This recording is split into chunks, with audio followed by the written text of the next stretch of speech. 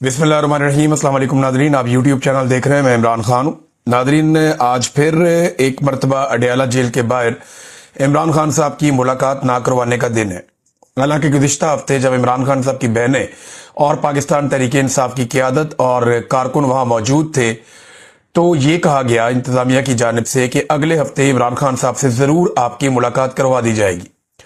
और ये यकीन दहानी होने के बाद रात गए उन्होंने अपना धरना ख़त्म कर दिया। आज फिर इमरान खान साहब की बहनें और पाकिस्तान तहरीक इंसाफ के लोग ये कोशिश करेंगे कि इमरान खान साहब की बहनों की इमरान खान साहब से मुलाकात हो जाए। मसला ये है कि इमरान खान हार मानने को तैयार नहीं है और वो जालिम को जालिम कहने से बाज नहीं आ रहे। यानी वो ये साफ कहते हैं कि आसिम मुनीर साहब ने ये किया, आसिम मुनीर साहब ने वो किया, ये अपने इक्तदार और ताकत के लिए ये सारा कुछ कर रहे हैं। तो वो इमरान खान साहब टारगेट करते हैं आसिम मुनीर को डायरेक्टली, और ये बात आसिम मुनीर साहब को पसंद नहीं है।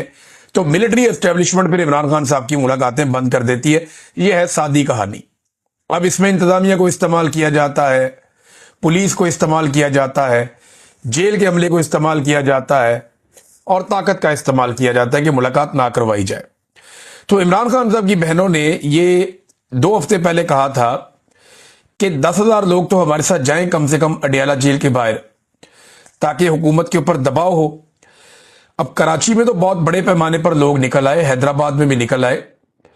क्या यहां पंजाब से इतने बड़े पैमाने पे लोग निकलेंगे और निकलकर अडयाला जेल जाएंगे? तो आज के दिन ये पाकिस्तान तहरीक इंसाफ का एक मरतबा फिर इम्तिहान है। खास तौर पे जो पंजाब से अरकान असम्बली है पाकिस्तान तहरीक इंसाफ के, उनका, और जो ओहदेदारान है पाकिस्तान तहरीक इंसाफ का, उनका। लोग तो आ जाते हैं लेकिन अरकान असम्बली का आना जरूरी है।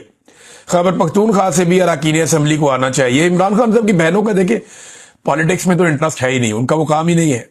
जब इमरान खान वजीर आजम था, जब इमरान खान के पास इतना बड़ा ओहदा था, तब उन्होंने कोई पॉलिटिक्स नहीं की, कोई मुदाखलत नहीं की, कोई फायदे शायदे उन्होंने नहीं उठाए। ये सारा पाकिस्तान जानता है, वरना आज वो भी जेलों में होते। यानी वो तो जेलों में डालने का तो बहाना ही चाहिए ना। अगर इतनी सी चीज भी मिल जाती तो जेलों में डाल देते। तो उन्होंने कोई ना सियासत पहले की है तो ना आइंदा करनी। उनका मामला अपने भाई तक है। इमरान खान साहब कोई कॉल दे देते हैं तो वो एहतजाज करने आ जाती हैं, या इमरान खान साहब से मुलाकात के लिए वो अडयाला जेल जरूर पहुंचती है। इमरान खान साहब की एक बहन है नौरीन खानम साहिबा, उन्होंने इस हवाले से एक स्टेटमेंट भी जारी किया है और अपने जाती ट्विटर हैंडल से उन्होंने जारी किया है। ये हसान नियाजी की वालदा भी है। उन्होंने कहा, गुज़िश्ता 3 माह से इमरान खान को मुकम्मल कैद तन्हाई में रखा गया है। तन्हाई में कैद रखना ना सिर्फ पाकिस्तान के आइन और कवानीन के तहत गैर कानूनी है, बल्कि ये बुनियादी इंसानी हुकूक की भी खुली और संगीन खिलाफ वर्जी है। बैनुल-अक़वामी कानून के मुताबिक तन्हाई में कैद को वाज़ेह तौर पर तशद्दुद की एक शक्ल करार दिया गया है। इसके बावजूद इमरान खान को उनके इंतहाई बुनियादी और कानूनी हुकूक से भी महरूम रखा जा रहा है। कानून के तहत हर मंगल को 6 अहले खाना और 6 वकला को इमरान खान से मुलाकात का हक हासिल है। यह उनका आईनी और कानूनी हक है। अदालत ने ऑर्डर भी दिया हुआ है। कल बरोज मंगल यानी आज के दिन में दोपहर 1 बजे आपसे अपील है कि अडयाला जेल के बाहर खत्म कुरान में हमारे साथ शामिल हो, जिसके बाद नमाज असर के बाद इज्तिमाई दुआ की जाएगी। ये दुआ इमरान खान, बुशरा बीबी और उन तमाम अफराद की रिहाई के लिए है जो अब भी गैर कानूनी और जालिमाना कैद का सामना कर रहे हैं। पाकिस्तान भर और दुनिया भर के तमाम बाशऊर अफराद से पाकिस्तानी वक्त के मुताबिक 3:30 पर इज्तिमाई दुआ में शरीक होकर जुल्म के खिलाफ और इंसाफ के हक में अपनी आवाज बुलंद करने की उन्होंने इस्तदा की है। तो जनाब, ये इमरान खान साहब की बहन का स्टेटमेंट है। देखते हैं आज पाकिस्तान तहरीक इंसाफ के लोग या इमरान खान साहब के फॉलोअर्स कितनी बड़ी तादाद में अडयाला जेल के बाहर पहुंचते हैं। पंजाब में फसाइयत बहुत ज्यादा है, जुल्म बहुत ज्यादा है, लोगों को बहुत ही मारा है इन्होंने। अडयाला के बाहर से अब तक सैकड़ों गिरफ्तारियां हो चुकी हैं। सिर्फ रावलपिंडी डिवीजन में हजारों गिरफ्तारियां हो चुकी हैं। तो लोगों के लिए बड़ा मुश्किल होता है, लेकिन इसके बावजूद लोग निकल कर आ जाते हैं। तो आज हम देखेंगे और फिर शाम को आपको बताएंगे कि क्या सूरत हाल वहां पर बनी है। दूसरा नाजरीन, सारे के सारे तज्जियाकार और हुकूमती अरकान ये रल मिल के सारे सुहेल अफरीदी को पै गए। लेकिन देखें ना, जब इमरान खान साहब की आसिम मुनीर साहब से लड़ाई हो रही है और वो बार बार ये कह रहे हैं कि मुझे और मेरी बीवी को आसिम मुनीर ही मार रहा है, ہماری پارٹی کو آصف منیر نے ہی مارا ہے, آصف منیر نے ہی ہمارے ساتھ زیادتی کی ہے. تو پھر آصف منیر کے ساتھ جب آپ اٹینڈ کریں گے کوئی بھی ایونٹس یا ان کے ساتھ سوشلائز ہوں گے تو عمران خان صاحب کے کاز کو پھر نقصان ہوگا. یا تو عمران خان صاحب نے ڈیل کرنی ہو نا, تو آپ رستہ بنائیں, ملاقاتیں کر کے بات چیت کریں کہ سر آئے آپ بیٹھے کوئی رستہ نکالیں, سر چھوڑ دیں عمران کو, ترلا منت آپ نے کرنا ہو. آپ کو یاد ہے جب نون لیگ کا برا وقت چل رہا تھا تو جنرل باجوہ نے اسی قسم کی ایک میٹنگ کے اندر جب بلایا تو خواجہ آصف پانی کی بوتل لے کر وہاں کھڑے ہو گئے جنرل باجوہ کے رستے میں, اور پی ایم ایل این کے لوگوں نے جنرل باجوہ کو گھیر لیا تھا اور منتیں ترلے کر کے جنرل باجوہ کا دل نرم کرنے کی کوشش کرتے رہے. تو اگر یہی کام پی ٹی آئی نے کرنا ہے تو پھر عمران خان کو جیل کاٹنے کی کیا ضرورت ہے اور اتنی تکلیف برداشت کرنے کی کیا ضرورت ہے. دوسری جو چیزیں عمران خان صاحب نے کہی کہ پولیٹیکل کمیٹی ختم کر رہا ہوں, سلمان اکرم راجہ کے پاس اختیار ہے کہ وہ ایک نئی مختصر کمیٹی بنائے جو سیاسی حکمت عملی وضع کرے اور اس پر عمل درآمد کروائے. شاہد خٹک کو قومی اسمبلی میں تحریک انصاف کا پارلیمانی لیڈر نامزد کرتا ہوں. پاکستان بار کے انتخابات میں تحریک انصاف متحد ہو کر ان امیدواروں کی بھرپور حمایت کرے جنہیں سلمان اکرم راجہ اور حامد خان نامزد کریں گے. خیبر پختونخوا کے جو وکلا کے معاملات ہیں وہ سارے سہیل افریدی صاحب اس کا خود جائزہ لیں اور بہتری کے لیے ضروری فیصلے کریں. پھر کسانوں کے بارے انہوں نے کہا کہ معیشت کی ریڑھ کی ہڈی ہے زراعت, اس کا موجودہ جو صورتحال ہے پریشان کن ہے. کسانوں کے حقوق پر جس طرح ڈاکہ ڈالا جا رہا ہے اس پر مجھے بہت افسوس ہے. یہ جناب عمران خان صاحب کے سٹیٹمنٹ کے دونوں حصے ہیں. تو ٹاؤٹوں کو منہ کی کھانی پڑی ایک بار پھر, کیونکہ عمران خان صاحب نے کوئی ڈیل نہیں کی تھی ملاقات کے لیے. یہ لوگ کہانیاں سنا رہے تھے کہ جناب ڈیل ہو گئی ملاقات کے لیے اور کوئی بیان باہر نہیں آئے گا, تو جناب بیان تو آ گیا باہر اور وہ سب نے سن بھی لیا. ناظرین, ایک اور خبر ہے کہ نواز شریف صاحب نے نیا بیانیہ چلا دیا. بیانیہ وہ یہ چلوا رہے ہیں اپنے قریبی صحافیوں اور دوستوں کے ذریعے سے کہ نواز شریف تو چاہتا ہے کہ عمران خان باہر آ جائے جیل سے. یعنی پوری کی پوری نون لیگ دن رات عمران خان کو گالی دیتی ہے, بدتمیزی کرتی ہے. پوری کی پوری نون لیگ روزانہ کی بنیاد کے اوپر عمران خان صاحب کے خلاف مقدمہ پیش کرتی ہے. نون لیگ روزانہ کی بنیاد کے اوپر عمران خان صاحب کو سخت سے سخت سزا دینے اور کبھی بھی جیل سے باہر نہ نکالنے کا اندیا دیتی ہے, جبکہ نواز شریف صاحب اپنے درباریوں کے ذریعے سے یہ خبر باہر نکلوا رہے ہیں کہ جناب میں تو چاہتا ہوں کہ عمران خان آزاد ہو جائے. یہ لوگ روٹی کو چوچی کہتے ہیں میاں صاحب, لوگ پاگل ہیں. اب آپ نے ایک غلطی کر دی, اچھے خاصے آپ جوتے پالش کر رہے تھے, آپ نے اڑتے ہوئے تیر کے سامنے آنا پسند فرما لیا, تو اب آپ جانے اور تیر جانے. عمران خان کو آپ بیچ میں کیوں لاتے ہیں؟ تھوڑے دن پہلے تو میاں صاحب آپ کہہ رہے تھے مکافات عمل ہے, عمران خان کو لانے والوں کا نہیں جناب سب کا قصور ہے, وہ جو لے کر آئے ان کو بھی ٹانگ دو. تھوڑے دن پہلے تو آپ بڑے انقلابی بنے ہوئے تھے, اب آپ کہتے ہیں جناب عمران خان کو آپ باہر نکالنا چاہتے ہیں. میاں صاحب خبر وہی ہے جو آپ کے اندرونی سورسز بتاتے ہیں. آپ کے بہت قریبی لوگوں سے ہمیں پتا چلا ہے کہ آپ کی خواہش ایک ہی ہے کہ کسی طرح پاکستان کی ملٹری اسٹیبلشمنٹ یا آصف منیر صاحب آپ کو عمران خان صاحب سے مستقل چھٹکارا دلوائیں. خواہش آپ کی یہی ہے. میاں صاحب عمران خان تو دور کی بات ہے, یاسمین راشد کو آپ نے آج تک باہر نہیں آنے دیا. جب یاسمین راشد صاحبہ کو گرفتار کیا گیا تھا تو چند مہینے کے بعد ان کو رہائی مل گئی تھی, لیکن میاں صاحب کی خواہش کے اوپر یاسمین راشد صاحبہ کو دوبارہ گرفتار کیا گیا کیونکہ وہ حلقے میں جاتی اور اپنی کمپین کھڑی کرتی. اور ایک بات تو کلیئر ہو گئی ہے کہ عمران خان صاحب کی کال جو ہے وہ ابھی تک کارکنوں میں کام کر رہی ہے. دوسری بات جو ہے وہ یہ کہ جو رپورٹرز تھے گراؤنڈ پہ انہوں نے بتایا کہ لوگوں کی دلچسپی اس بات میں تھی کہ عمران خان نے بلایا تو ہم عمران خان کے بلانے پر آئے ہیں, ہمیں کوئی لایا عمل دیا جائے اور بتایا جائے کہ عمران خان صاحب کی آزادی کیسے ممکن ہوگی.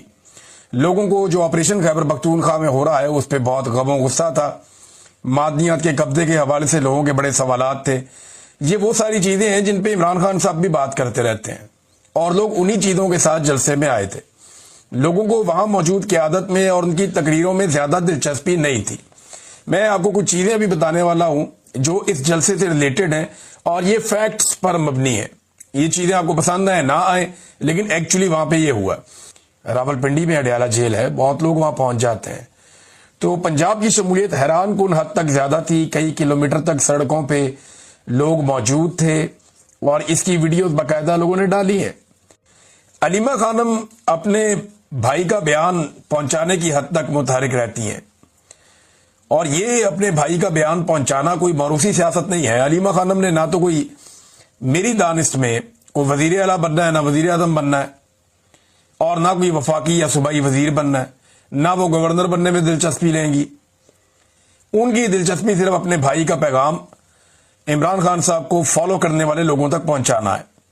اور یہ کوئی موروثی سیاست نہیں ہے. موروثی سیاست وہ ہے جو گیلانیوں کے بچے، شریفوں کے بچے، زرداریوں کے بچے کرتے ہیں، وہ موروثی سیاست کہلاتی ہے.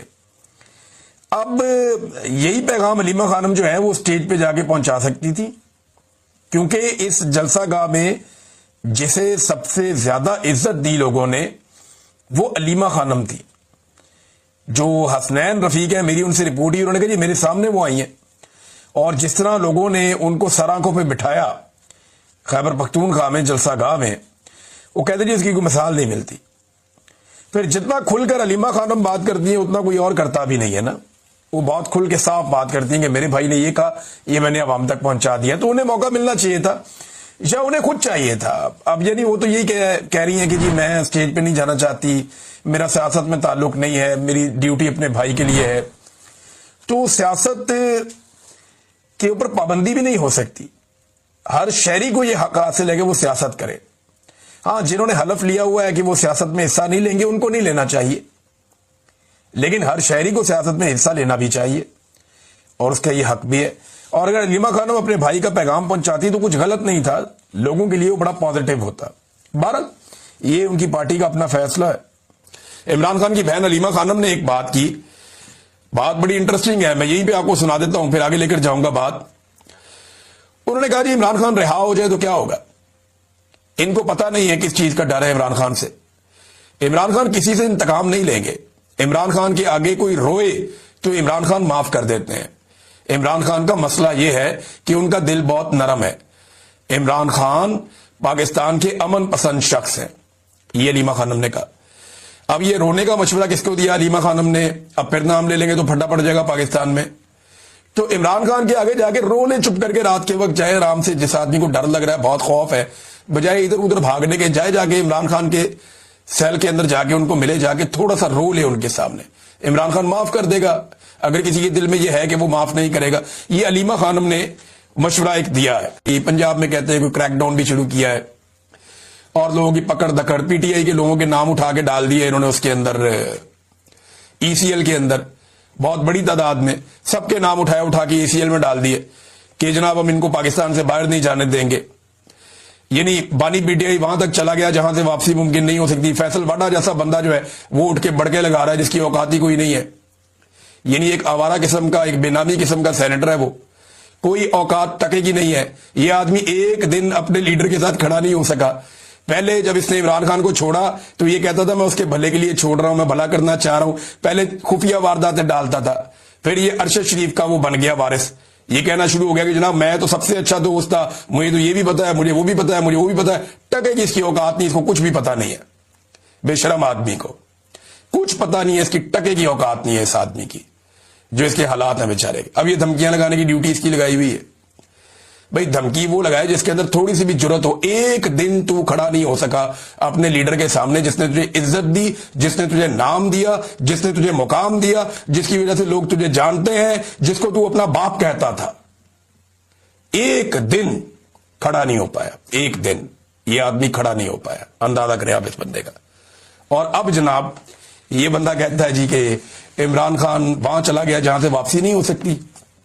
عمران خان تمہیں یہاں سے بھی واپس ہو کر دکھائے گا. جتنے ایسٹیمیٹ آج تک لگائے، یہ ٹاؤٹ یہ وہی ہے نا جو کہہ رہا تھا کہ کبھی بھی خیبر پختونخوا میں حکومت نہیں بنے گی. یہ کہہ رہا تھا کہ 10-12 سیٹیں ہیں وہ پی ٹی آئی اتنی جیتے گی. پی ٹی آئی نے 2/3 اکثریت لی پاکستان میں. تو اب وہ یہ چاہتے ہیں کہ جو تنقید کرنے والے لوگ ہیں وہ چپ ہو جائیں. بہرحال یہ اب کوشش یہ کی جا رہی ہے، نیا دور ہے، ذرا ایک ڈر پھیلایا جائے اور عمران خان صاحب کا جو ٹویٹ ہے اس کو ڈس اون کروایا جائے پاکستان تحریک انصاف کے لوگوں سے. مشن یہ ہے کہ تحریک انصاف کے لوگ کہیں کہ جی عمران خان صاحب کا جو ٹویٹ ہے نا اس کو ہم ڈس اون کرتے ہیں، وہ ٹھیک نہیں ہے، ہم اس کو ری ٹویٹ نہیں کریں گے. معاملہ اس لیول تک نہیں جانا چاہیے. معاملہ شروع کس نے کیا پہلے یہ بتاؤ.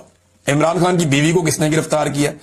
اس کی بہنوں کو کس نے سڑک پہ گھسیٹا, اس کی بہنوں کو بار بار گرفتار کس نے کیا, عدت جیسا گھٹیا ترین کیس کس نے بنایا, اس کے اوپر 300 کے قریب مقدمات, 200 میں 300 کتنے مقدمات ہیں, یہ کس نے بنایا اس کے اوپر.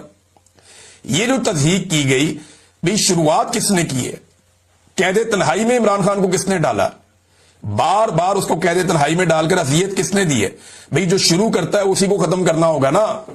یہ ون سائیڈڈ تو نہیں ہو سکتا کہ بھئی ہم مارنا چاہتے ہیں لیکن آگے سے آپ کی آواز نہ ہے, آپ نے چیخنا نہیں ہے.